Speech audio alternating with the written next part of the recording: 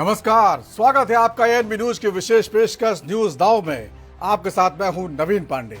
आज news now में सबसे पहले बताएंगे ज्योतिर्मठ के शंकराचार्य स्वामी अविमुक्तेश्वरानंद ने कौन कौन से बड़े बयान दे दिए। वहीं दूसरे सेगमेंट में आपको दिखाएंगे मध्य प्रदेश के धार में महाभोज के विवादित स्थल में एएसआई की रिपोर्ट पर क्या क्या दावे किए जा रहे हैं। वहीं तीसरे सेगमेंट में आपको दिखाएंगे मध्य प्रदेश की राजधानी भोपाल में कांग्रेस सड़क पर क्यों उतर आई। तो चलिए बिना किसी देरी के शुरू करते हैं न्यूज नाउ। दिल्ली में केदारनाथ मंदिर की प्रतिकृति बनाए जाने पर खड़े हुए विवाद के बीच ज्योतिर्मठ के शंकराचार्य स्वामी अविमुक्तेश्वरानंद ने बड़ा आरोप लगा दिया है। मुंबई में उद्धव ठाकरे से मुलाकात के बाद स्वामी अविमुक्तेश्वरानंद ने कहा, केदारनाथ में कितना बड़ा सोना घोटाला हुआ है, पहले उसकी जांच होनी चाहिए। उन्होंने कहा, दिल्ली में केदारनाथ मंदिर नहीं बन सकता।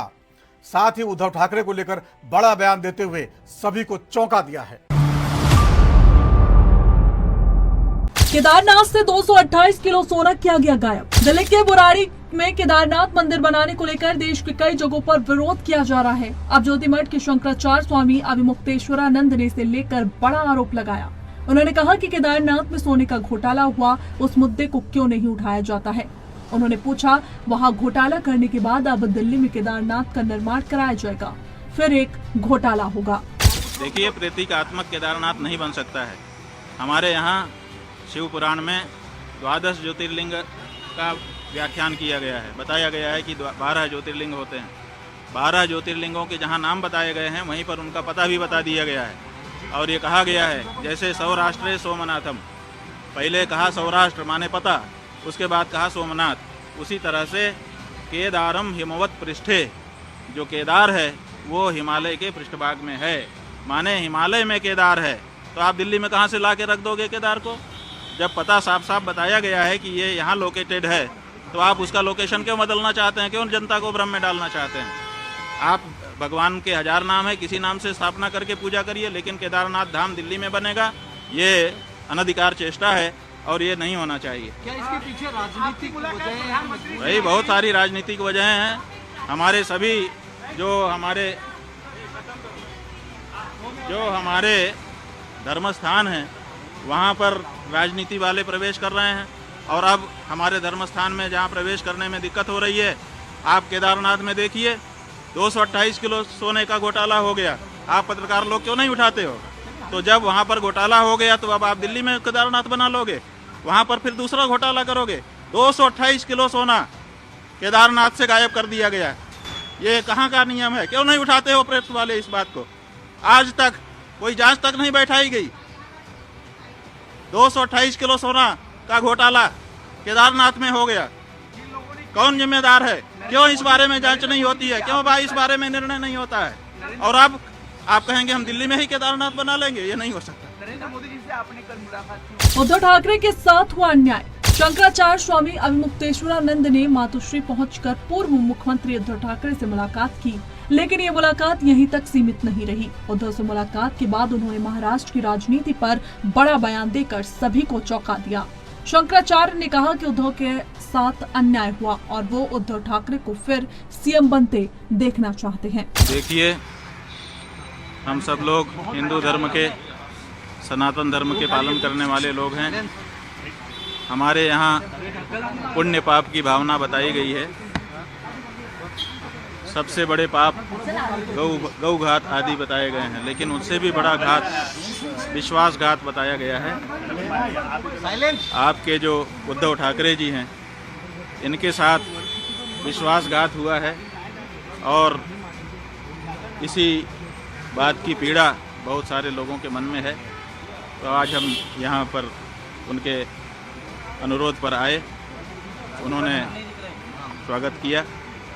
हमने उनसे ये कहा है कि हम सबके मन में इस बात की पीड़ा है कि आपके साथ विश्वासघात हुआ।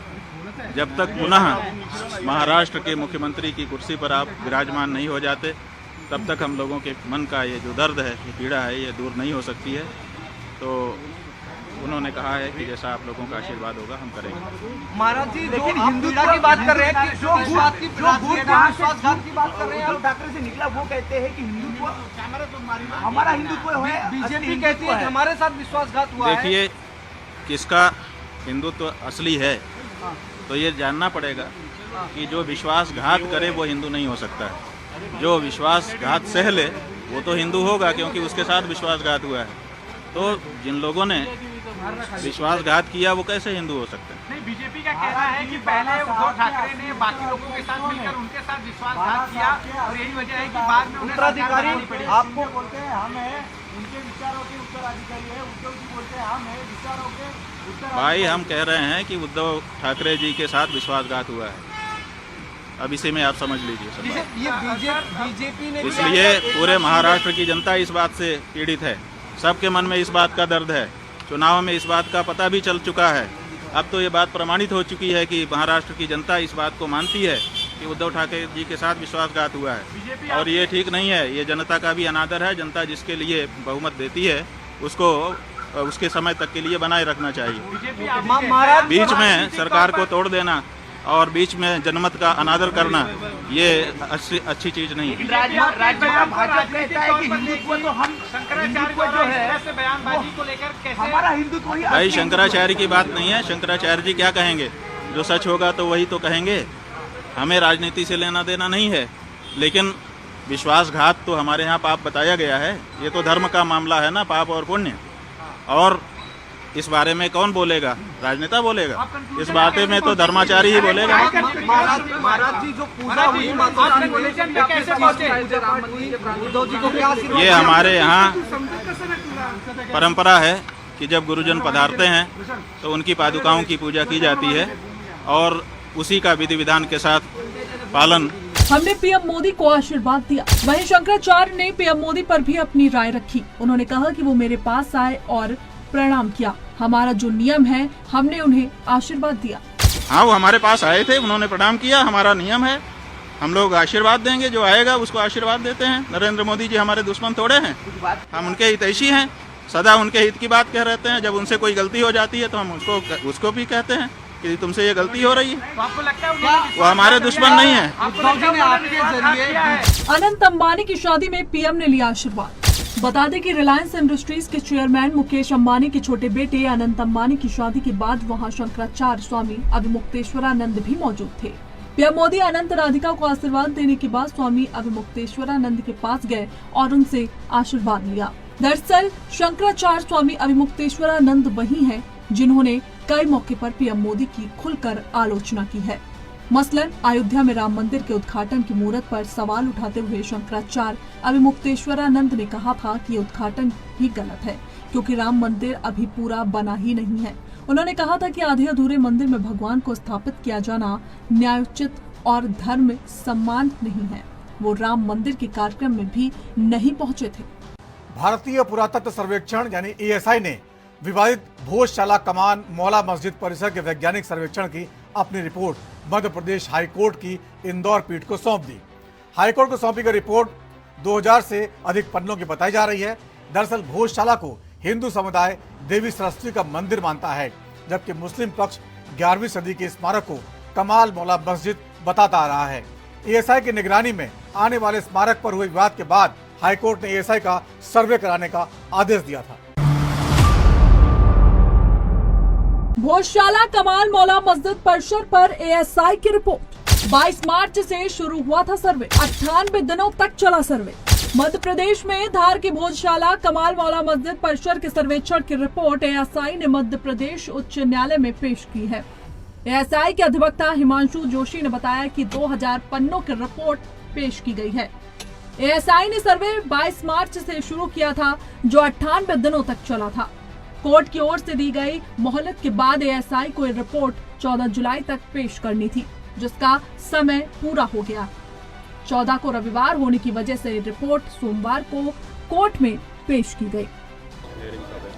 आज माननीय न्यायालय ने आदेश दिया था कि 15 को या 15 के पहले रिपोर्ट हमने प्रस्तुत कर दी है। इस रिपोर्ट के अंदर जो भी कहा है वो उसके लिए कमेंट करने के लिए अभी रोका है। अभी no comments on this issue. We are only sided कि हमने रिपोर्ट सबमिट कर दी आज। कितने पेज की रिपोर्ट है? सर ये 2000 के करीब पन्ने की रिपोर्ट है।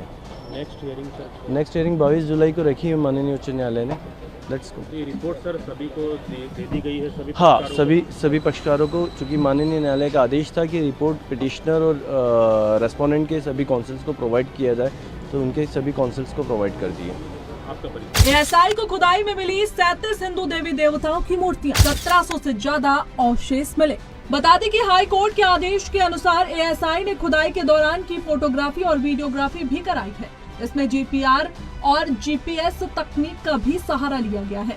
सूत्रों की माने तो इस दौरान एएसआई को खुदाई के दौरान भोजशाला में 37 हिंदू देवी देवताओं की मूर्तियां मिली हैं। इसके अलावा पुरातत्व विभाग को 1700 से ज्यादा अवशेष प्राप्त हुए हैं। रिपोर्ट पेश किए जाने के बाद 22 जुलाई को इस मामले में अगली सुनवाई होगी। हिंदू पक्ष ने किया सुप्रीम कोर्ट का रुख। वहीं हिंदू पक्ष का दावा है कि एएसआई सर्वे में भोजशाला में देवी देवताओं की मूर्तियां मिली हैं।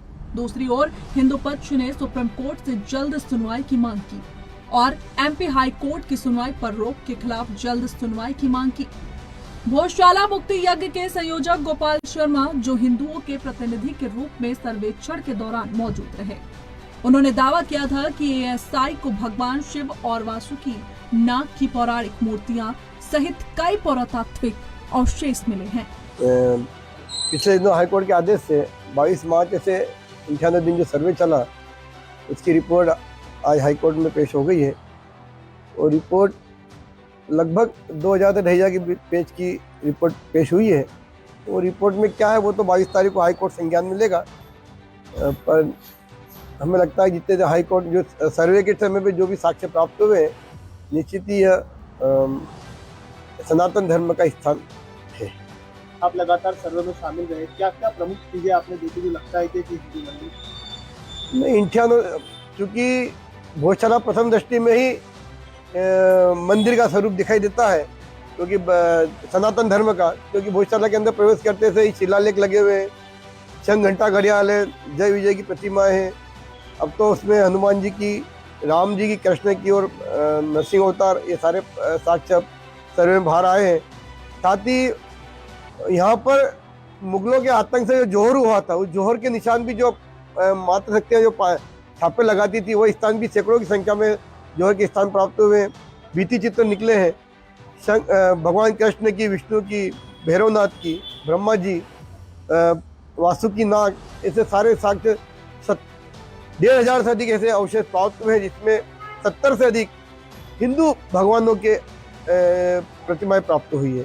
तो निश्चित ही अगर साक्ष्यों के आधार पर निर्णय होता है तो निश्चित ही ये राजा भोज के कार्यकाल की 1000 साल पुराना माँ का मंदिर है, ये सिद्ध हो। The act itself says so. So therefore we are out of the clutches of places of worship act so far as this case is concerned.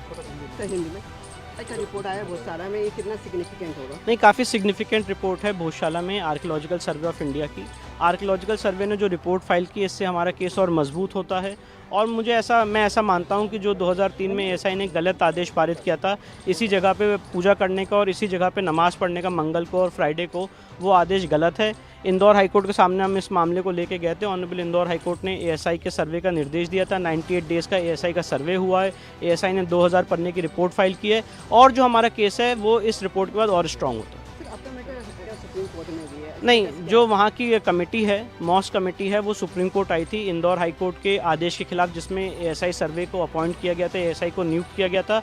Honourable supreme court ने 1 अप्रैल को ये निर्देश पारित किया था कि ASI will not proceed, Indore high court will not proceed further in terms of the ASI report. तो अभी इंदौर हाई कोर्ट की प्रोसीडिंग्स पे एक पार्शियल स्टे है ऑनरेबल सुप्रीम कोर्ट का, जिसके वेकेशन के लिए हम ऑनरेबल सुप्रीम कोर्ट में जाएंगे और स्टे वेकेशन की मांग करेंगे। आज बहुत खुशी का दिन है। हिंदू जनता जो सदियों से धार में पूजा करने के लिए तड़प रही थी और जिसके लिए आंदोलन चलाए गए थे, और पहली याचिका हिंदुओं की तरफ से जो मैंने दाखिल की थी, तो बहुत महत्वपूर्ण सफलता मिली है। और ये बात आज रिपोर्ट से साबित हो गई है, प्रमाणित अच्छी तरह हो गई है, कोई इसको काट नहीं सकता कि वहाँ पहले हिंदू मंदिर था और वेद शास्त्र, संस्कृत, धार्मिक शिक्षा के पठन पाठन का कार्य वहाँ होता था, और उस जगह पर केवल हिंदू पूजा ही हो सकती है। 7/4/2003 को जो SI ने ऑर्डर किया था नमाज पढ़ने का, उनको आदेश दिया था, यानी उनको परमिट किया था, वो आदेश बिल्कुल गैर वाजिब है, इलीगल है, असंवैधानिक है। दूसरी बात आपको बतला दूँ, 94 से ज़्यादा टूटी मूर्तियाँ प्राप्त हुई हैं। वहाँ सारे खम्भों पर वेद और शास्त्रों की ऋचाएँ मिली हैं, संस्कृत श्लोक मिले हैं, पुरानी कलाकृतियाँ मिली हैं और बहुसंख्या में इतनी सामग्री है कि कोई भी देख के कह देगा कि भव्य पाठशाला और मंदिर था और केवल हिंदू का था, हिंदू वेद शास्त्र की पढ़ाई के लिए था। और इसलिए यही नहीं, इस रिपोर्ट ने आँख खोल दिया है। मुस्लिम आक्रांताओं ने जितनी व्यवस्था जितना कुछ किया था, उन सब का पर्दाफाश एक एक करके हो रहा है। ज्ञानवापी में हुआ, यहाँ हुआ, और मुझे उम्मीद है कि मैं और मेरी पूरी लीगल टीम इस सारे उन जगहों को जहाँ मंदिर तोड़कर मस्जिदें बनाई गई हैं, उनको पुनः वापस लेने में सक्षम होंगे। और मुझे खुशी है कि मैंने पिटीशन में जो कुछ लिखा था काफ़ी शोध के बाद लिखा था, 32 फोटो लगाई हैं, सारी बातें सत्य साबित हो गई और एक फोटोग्राफ वेरीफाई हो गई और इस बात के पक्के सबूत हैं। वह केवल मंदिर था, मंदिर रह सकता, और मंदिर के अलावा वहाँ कोई पूजा पाठ के अलावा कोई नमाज या मुस्लिम धार्मिक कृत्य नहीं। वहीं इस केस को लेकर स्वामी चक्रपाणी की भी प्रतिक्रिया सामने आई है। उन्होंने बताया कि भोजशाला का परिसर हिंदू मंदिर है और वो देवी सरस्वती का मंदिर है। स्वामी ने कहा कि जैसे राम मंदिर केस में हिंदू समाज की जीत हुई, वैसे ही इस केस में भी होगी। देखिए, भोजशाला प्राचीन देवी सरस्वती का स्थान है और निश्चित रूप से कहीं न कहीं उस सिद्ध माँ के स्थान का सरकारों ने उपेक्षा की। आज़ादी के बाद ऐसा प्रतीत होता था कि उसका भोजशाला में देवी देवताओं की जो प्राचीन धरोहर है वो हिंदू सनातनियों को मिलेगा, लेकिन ऐसा नहीं मिला। और उल्टे जो है वहाँ पे हिंदू संगठन और तमाम संतों ने आंदोलन किए, उन पे लाठियाँ चलाई गई, उनके खिलाफ फर्जी केसेस हुए, कई हमारे हिंदू महासभा के लोग आज तक जेल रहे। सरकार का एक कर्तव्य होता था कि जिसके वो अधिकार, जिसके प्रमाण है, जिसके वो है, उसको दिया जाए। लेकिन बहुत दुर्भाग्य की बात है कि वहाँ नमाज पढ़ने की इजाज़त तक दे दी गई।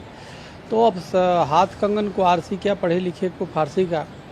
अब साक्ष्य और प्रमाण SI की रिपोर्ट निश्चित रूप से वो साबित करेगी कि वो हिंदू मंदिर था और वहाँ पे देवी का स्थान है, प्राचीन स्थान है।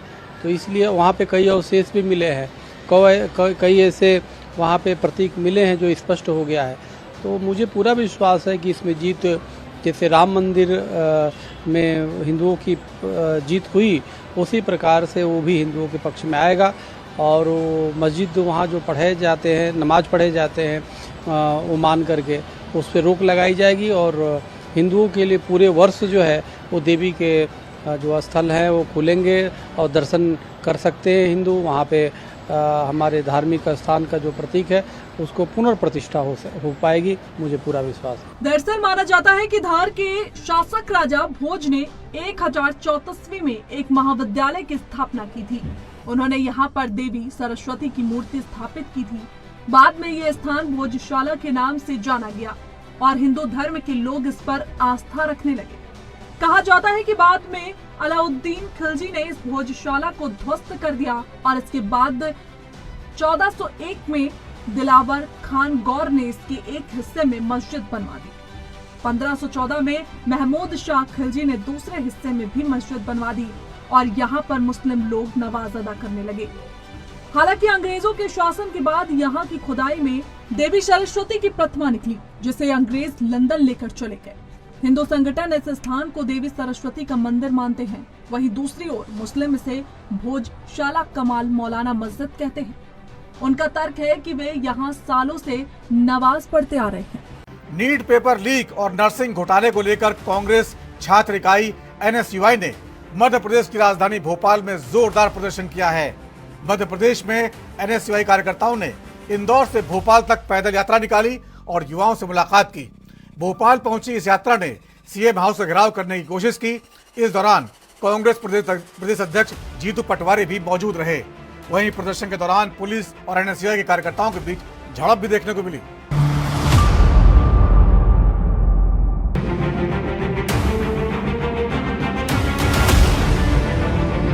नर्सिंग घोटाला, नीट परीक्षा जैसे मुद्दों पर एमपी की राजधानी भोपाल में कांग्रेस की छात्र इकाई एनएसयूआई ने जबरदस्त प्रदर्शन किया।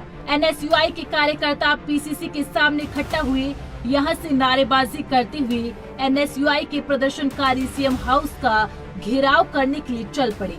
कुछ कार्यकर्ताओं ने दौड़ लगा दी, पर पुलिस सतर्क थी। पुलिस ने वाटर कैनन का इस्तेमाल किया और आंसू गैस के गोले छोड़कर प्रदर्शनकारियों को खदेड़ दिया। इस बीच कांग्रेस प्रदेश अध्यक्ष जीतू पटवारी के साथ कई छात्र नेताओं को गिरफ्तार भी किया गया। जीतू पटवारी ने कहा कि नीट की परीक्षा में 25 लाख से ज्यादा युवाओं के साथ धोखा हुआ। वहीं इस मामले पर पुलिस का कहना था कि प्रदर्शनकारी सीएम आवास का घेराव करने के लिए आगे बढ़ रहे थे, इसीलिए उन्हें रोका गया। मैंने कहा कि प्रदेश का ये मैसेज है आज के बल प्रयोग का, लाठीचार्ज का, आंसू गैस का। ये प्रदेशवासियों, आप इनको वोट दो, बीजेपी को वोट दिया, ये आपके बच्चों के गले को घोट देंगे, भविष्य के गले को घोट देंगे। नीट की एग्जाम हुई, नर्सिंग की एग्जाम हुई, पुलिस भर्ती की, व्यापम की हुई, कोई ऐसी एग्जाम जिसमें पेपर लीक नहीं होता हो, कोई ऐसा भर्ती जिसमें बीजेपी आरएसएस के लोगों को घुसेड़ने की तरकीब न सोची जाती हो। प्रदेशवासियों, आप इनको वोट दो, ये आपके बच्चों का भविष्य का गला रौंद देंगे, बस इतना ध्यान रखो। आपको चोट भी लगी, वाटर कैनन का उपयोग किया पुलिस? ये चोट अपनी जगह हो सकती है, ये वाटर कैनन जेल अपनी जगह हो सकती है, पर प्रदेश के लोगों को सड़क पे आना पड़ेगा। 3C की सरकार है, कर्ज, क्राइम और करप्शन। क्या कहेंगे आप? जारी रहेगा आपका प्रोटेस्ट? ये लगातार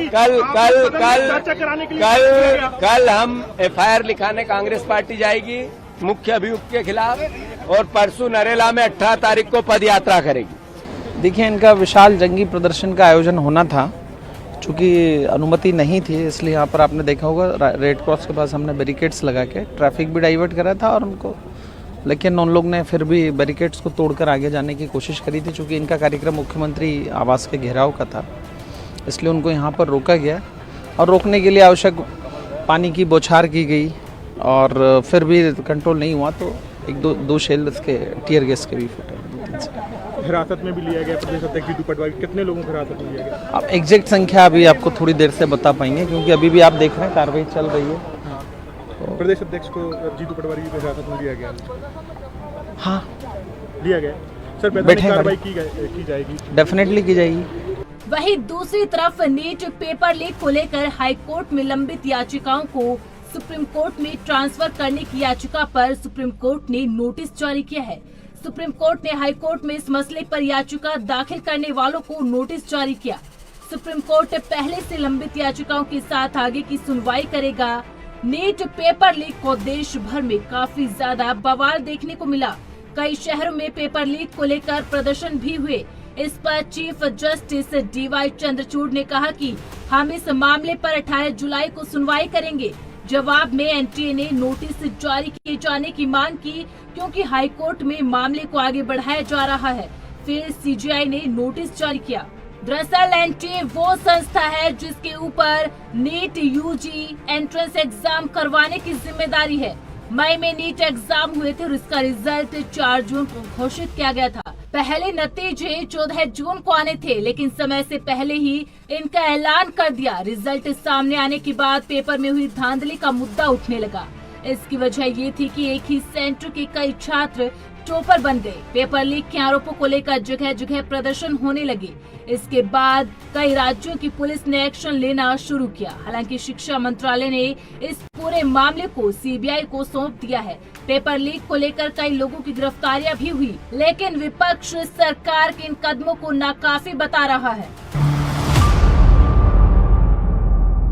और न्यूज नाउ में आज इतना ही। वक्त थोड़े से ब्रेक का है। ब्रेक के बाद भी खबरों का सिलसिला जारी रहेगा। उत्तर प्रदेश की राजधानी लखनऊ से मैं जितेंद्र सिंह, हिमाचल की राजधानी शिमला से ANB न्यूज